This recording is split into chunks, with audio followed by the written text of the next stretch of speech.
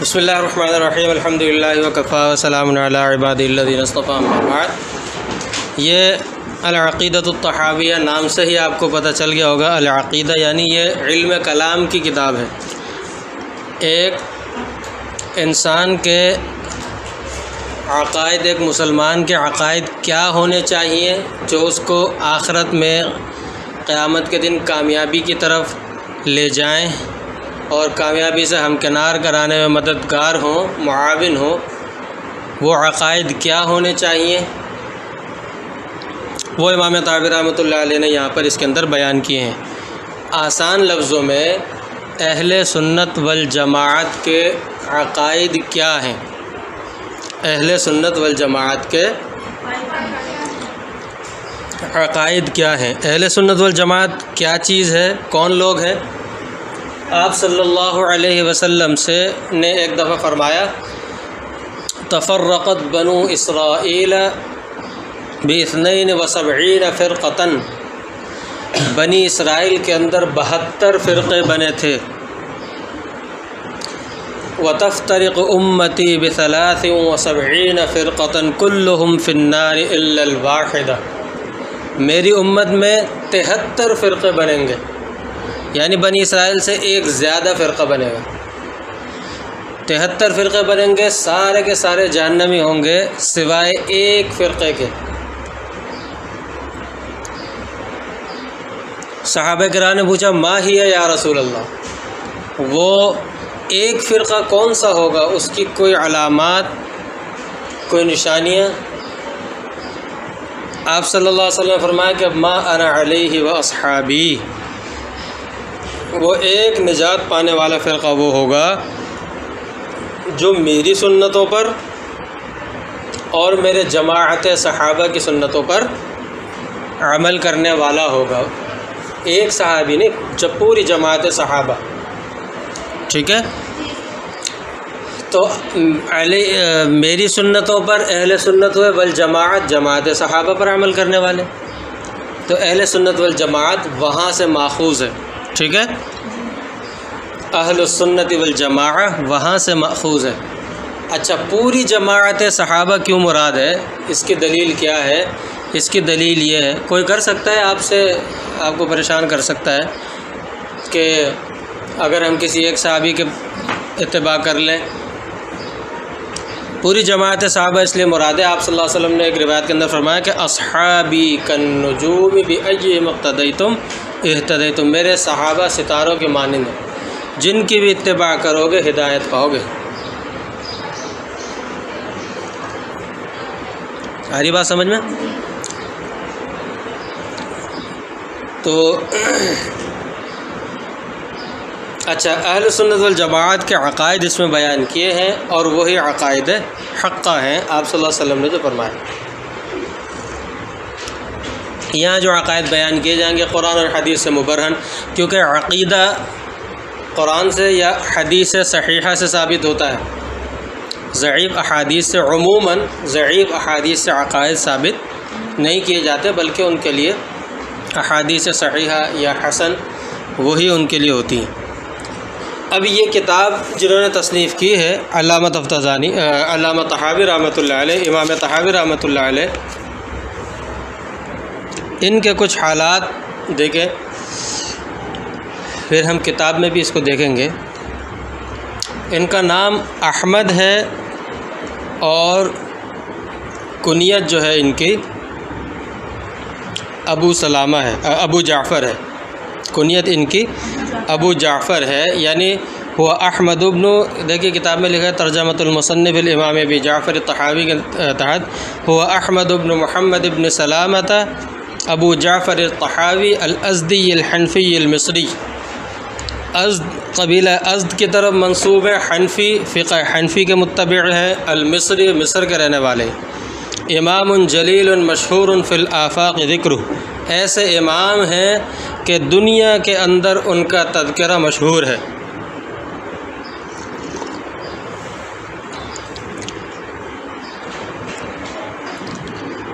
ازدی قبیلہ ازد جو ہے یمن کا ایک مشہور قبیلہ ازد، اس کی شاخ حجر سے ہے، لیکن اس لیے حجری بھی کہلاتے ہیں، ازدی بھی کہلاتے ہیں۔ لیکن چونکہ امام طحاوی رحمۃ اللہ علیہ کے آباء و اجداد جو ہے مصر منتقل ہو گئے تھے، تو اس لیے مصری بھی کہلاتے ہیں، اسی لیے امام طحاوی رحمۃ اللہ علیہ کے نام کے ساتھ پھر مصری بھی لگتا ہے۔ طحا جو ہے یہ مصر کا ایک گاؤں ہے، اسی کی طرف منسوب ہو کر طحاوی بھی کہلاتا ہے۔ امام طحاوی رحمۃ اللہ علیہ کی ولادت سن 239 ہجری میں ہوئی، سن 239 ہجری میں ہوئی، ٹھیک ہے، 239۔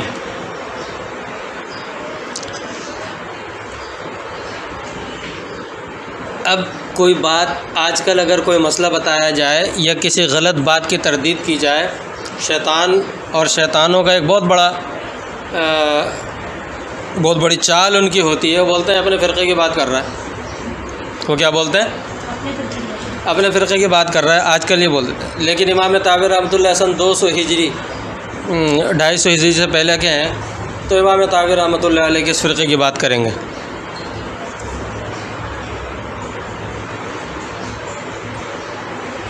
پتہ چلا امام طحاوی رحمۃ اللہ علیہ جن کی تردید کی ہے، حق کو بیان کرنا، باطل کی تردید کرنا، یہ بھی آپ کو انشاءاللہ آگے ثابت ہو جائے گا۔ صحابہ کرام اور تابعین، تبع تابعین کا طرز ہے، اس لیے جو مفسدین ہوتے ہیں وہ فرقے کا لیول چڑھا کے اور جو ہے آگے نکل جاتے ہیں۔ بہرحال جب امام طحاوی رحمۃ اللہ علیہ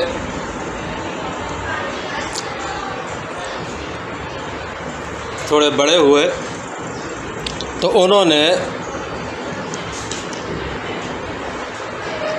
اپنے ماموں ابو ابراہیم اسماعیل بن یحییٰ مزنی، امام مزنی کے نام سے مشہور ہے وہ، ان کے پاس جو ہے علم حاصل کرنے کے لیے گئے۔ امام مزنی جو تھے امام شافعی رحمۃ اللہ علیہ کے مشہور شاگردوں میں سے ایک شاگرد تھے۔ ظاہر سی بات ہے شافعی المسلک ہی تھے، ان سے علم حاصل کیا۔ تو ابتدا میں امام طحاوی رحمۃ اللہ علیہ بھی شافعی المسلک تھے، لیکن بعد میں امام طحاوی رحمۃ اللہ علیہ پھر حنفی ہو گئے تھے۔ وہ کس طرح؟ دیکھیں آپ کی کتاب میں لکھا ہوا ہے،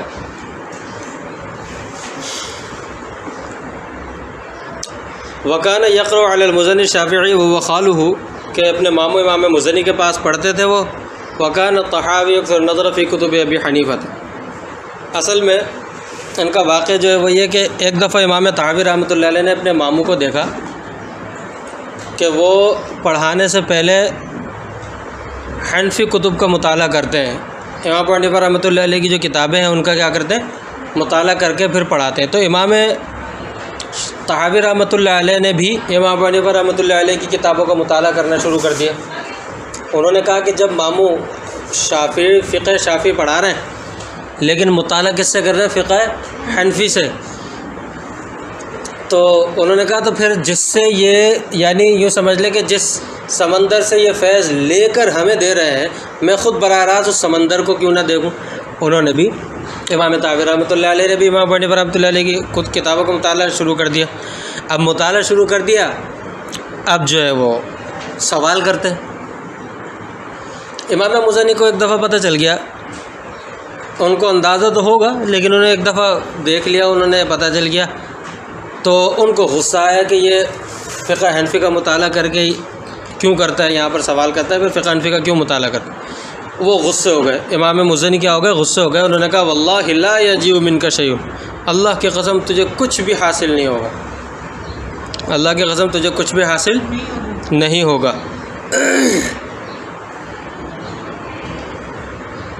تو امام طحاوی رحمۃ اللہ علیہ کو بھی غصہ آ گیا اور وہ اپنے ماموں کے پاس سے چلے گئے، اور پھر انہوں نے فقہ حنفی کے اندر امام ابو حنیفہ رحمۃ اللہ علیہ کی جو شاگردوں کی کتابیں ہیں ان کا مطالعہ کیا اور اصول و فروع کو دیکھا، ان کا نقطہ نظر کا جائزہ لیا، امام ابو حنیفہ رحمۃ اللہ علیہ کے مذہب کی صحیح طور پر معرفت حاصل ہو گئی جب امام طحاوی رحمۃ اللہ علیہ کو، تو امام طحاوی رحمۃ اللہ علیہ نے مذہب حنفی اختیار کر دیا اور امام ابو حنیفہ رحمۃ اللہ علیہ کے متبعین میں، پیروکار میں شامل ہو گئے۔ اب کیا ہوتا تھا؟ فکان اذا درس او اجاب فی شیء من المشکلات، جب امام طحاوی رحمۃ اللہ علیہ درس دیتے اور جو مشکل مقامات کو حل کرتے فقہ حنفی کے اعتبار سے، ایسی بات ہے وہ تو حنفی ہو گئے تھے، جب فقہ حنفی میں مشکل مقامات کو حل کرتے اور مشکل سے مشکل سوالات کا جب جواب دیتے اور اس کے بعد خود فرماتے رحم اللہ خالی لو کان حیا لکفر عن یمینہ، اللہ تعالیٰ میرے ماموں پر، امام مزنی پر رحم فرمائے، اگر وہ بھی زندہ ہوتے تو انہوں نے جو قسم کھائی تھی کہ اللہ کی قسم تجھے کچھ بھی نہیں آئے گا، وہ اپنے اس قسم کا کفارہ دیتے۔ آ رہی بات سمجھ میں؟ امام طحاوی رحمۃ اللہ علیہ نے پھر یہ جو طحاوی شریف شرح معانی الاثار لکھی ہے، اس کے اندر فقہ حنفی کو یعنی دفاع حنفیت کچھ لوگوں کا بڑا عظیم خاصہ رہا ہے، خصوصیت رہی ہے۔ امام طحاوی رحمۃ اللہ علیہ دفاع حنفیت کا بڑا زبردست کام انجام دیا۔ اسی طرح ہمارے پاکستان کے اندر وکیل احناف کے نام سے، ان کو وکیل احناف کے نام سے پکارا جاتا ہے، حضرت مولانا محمد امین صفدر اوکاڑوی رحمۃ اللہ علیہ۔ ان کی اگر ایک کتاب، اور ہیں تو بہت ساری، صرف ان کی اگر ایک کتاب تریاق اکبر بزبان صفدر، اگر یہی کتاب، اسی کتاب کا مطالعہ کر لیا جائے تو کوئی باطل آپ سے کوئی سوال کرے، کوئی مناظرہ کرے، سوال پہ ہو نہیں سکتا کہ آپ وہاں پر ہار جائیں۔ آ رہی بات سمجھ میں؟ اس لیے وکیل احناف بڑا عظیم کام یعنی عظیم خدمت انجام دی، اسی لیے انہیں وکیل احناف کہا جاتا ہے۔ اور ایک ترکی کے عالم علامہ زاہد الکوثری، ان کو بھی کہا جاتا ہے کہ انہوں نے دفاع حنفیت کا حق ادا کر دیا۔ مقیاس حنفیت انہوں نے کتاب لکھی ہے اور ان کی بہت ساری کتابیں ہیں۔ اسی طرح یہ ہے ہمارے علامہ ڈاکٹر خالد محمود PhD لندن والے، وہ گزرے ہیں، انہوں نے بھی دفاع حنفیت کا بہت حق ادا کیا ہے۔ بہرحال اور آپ یہ سوچیں کہ یہ لوگ تو گزر گئے، گزروں کے نام ہمیں بتانے کا کیا فائدہ؟ موجودہ میں آپ کو بتا دیتا ہوں۔ مولانا الیاس گھمن صاحب اور ان کی پوری ٹیم، مفتی عبدالواحد قریشی صاحب ہیں، مولانا مصعب عمیر الحسینی ہیں، اور اسی طرح علامہ ساجد خان نقشبندی ہیں، بہت سارے ہیں موجودہ علماء، ان کے نام میں نے ایک دو کے لیے ہیں۔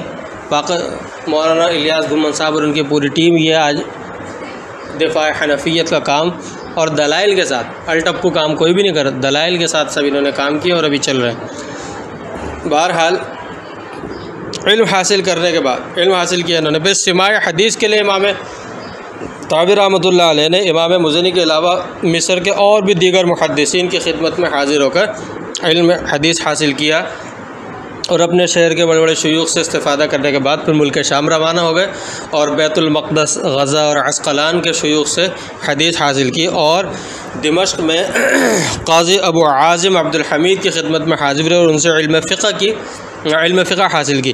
علامہ کوثری، جن کا نام ابھی میں نے ذکر کیا ہے، علامہ زاہد الکوثری، علامہ کوثری رحمۃ اللہ علیہ، یہ امام طحاوی یہ فرماتے ہیں کہ جو شخص امام طحاوی رحمۃ اللہ علیہ کے شیوخ پر نظر ڈالے تو اس کو بخوبی اندازہ ہو جائے گا کہ ان کے شیوخ میں مصری، مغربی، یمنی، بصری، کوفی، حجازی، شامی، خراسانی، مختلف ممالک کے حضرات ان کے شیوخ میں داخل ہیں جن سے انہوں نے علم حدیث حاصل کیا۔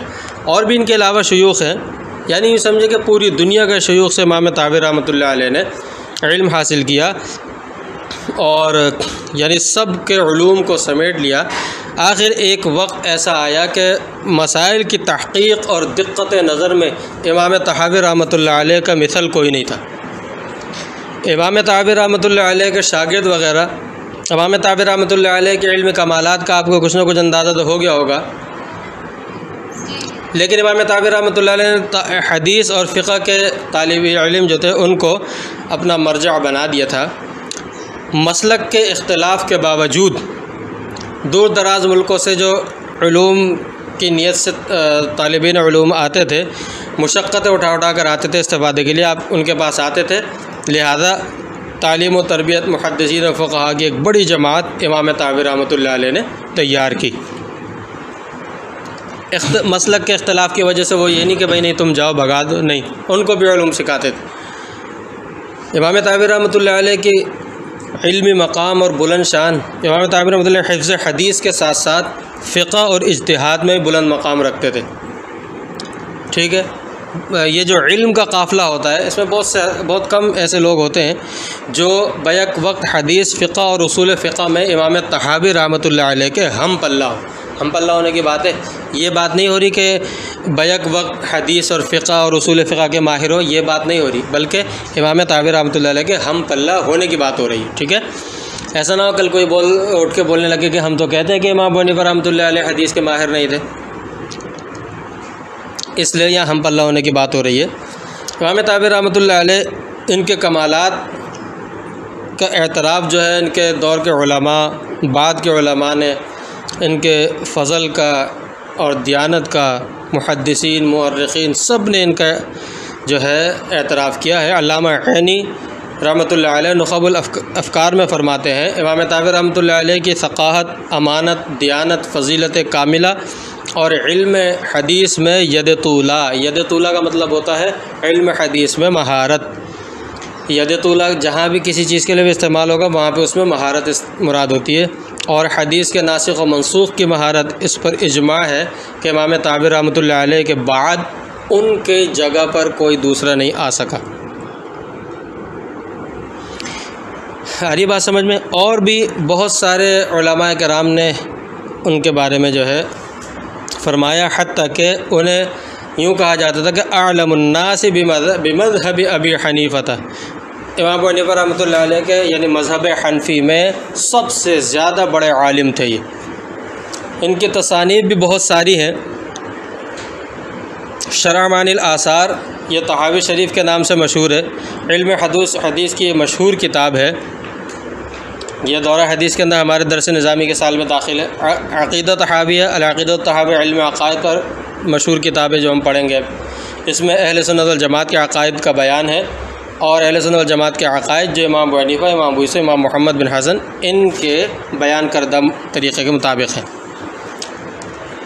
اس کے علاوہ مشکل الآثار، احکام القرآن، مختصر الطحاوی فی کتاب الشروط الکبیر، کتاب الشروط الاوسط، شرح الجامع الکبیر، شرح الجامع الصغیر، کتاب التاریخ الکبیر، اخبار ابی حنیفہ و اصحابی، اسی طرح سنن الشافعی، اس میں امام شافعی رحمۃ اللہ علیہ کی روایات جمع کی۔ آخر بہرحال کل من علیہا فان ویبقى وجہ ربک ذو الجلال والاکرام، یعنی ہر چیز نے مرنا ہے سوائے اللہ تعالیٰ کی ذات کے۔ امام طحاوی رحمۃ اللہ علیہ 4 ذی القعدہ جمعرات کی رات 32 ہجری کو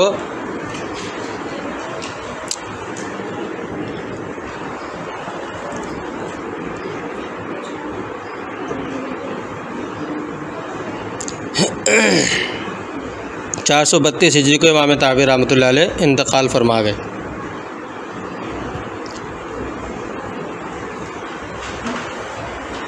آگے بات سمجھ میں؟ مبادیات علم عقائد کے وہ انشاءاللہ کل پڑھتے ہیں، اور پھر باقاعدہ اس کتاب کا آغاز کرتے ہیں۔